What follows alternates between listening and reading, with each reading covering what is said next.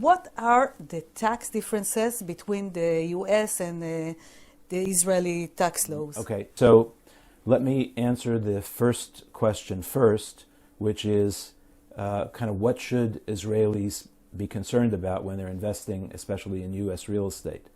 The number one issue I'm finding is that Israelis don't realize that there's a major estate tax in the United States.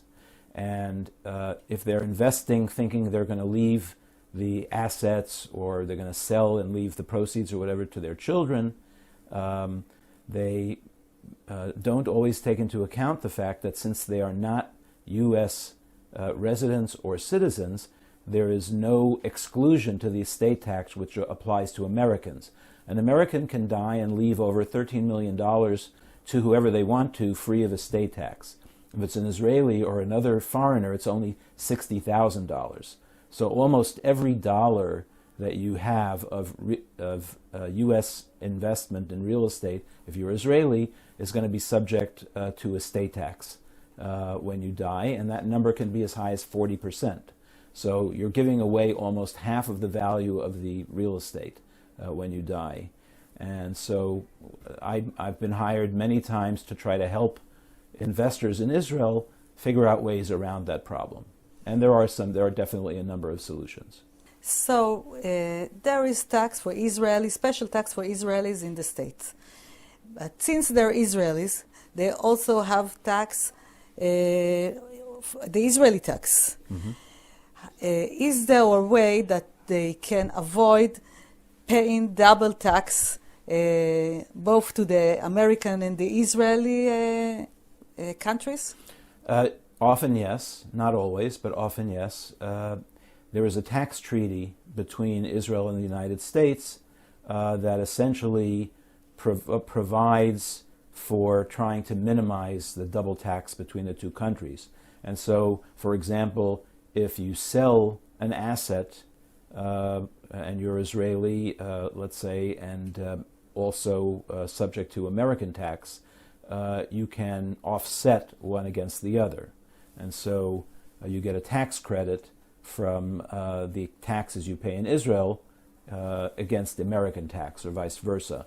So often, probably most of the time, there's not going to be a double tax. The problem comes in when there's an issue of timing.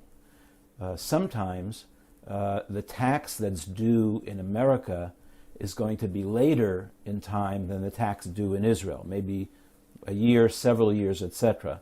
When that happens, then a lot of times you can't offset one against the other, and that's when you have the double tax. So what you have to do is make sure that you plan in advance in any kind of transaction you're doing that the taxation is going to be due at the same time. In real estate, an example can come up where, let's say, you make an installment sale. Okay, let's say in the United States, you sell an asset and it's paid 10% a year until you get paid. In the United States, you can defer the tax over time,